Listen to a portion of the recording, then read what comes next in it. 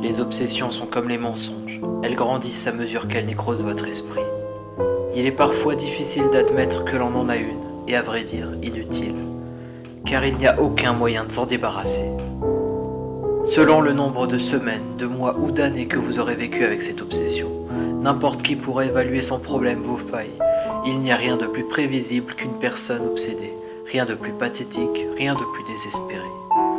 Vos yeux parfois scintilleront pendant une fraction de seconde grâce à quelques espoirs mort-nés.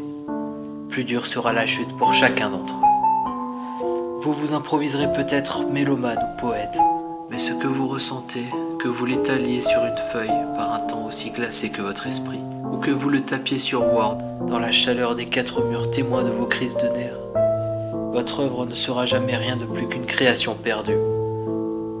Peut-être prendrez-vous de la hauteur ? Peut-être surplomberez-vous un puits, une crevasse ? Peut-être imaginerez-vous le fond de cette fente dans laquelle vous pourriez tomber aussi facilement qu'une pierre ?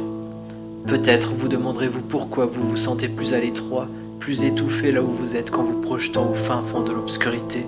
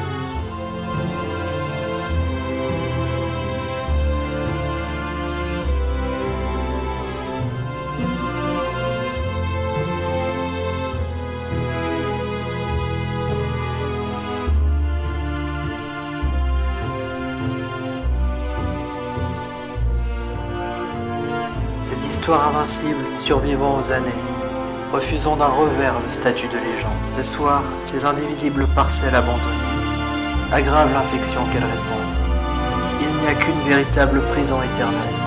Nulle force et nulle volonté n'en réchapper, car elle est intérieure et modifie le réel, nous trahit alors qu'on y est encore agrippé. Oui, telle est la raison, fourbe et sectaire. Qu'en est-il de la mélancolie alors ? Saint d'esprit sont les réfractaires, ceux qui fuient ce véritable trésor.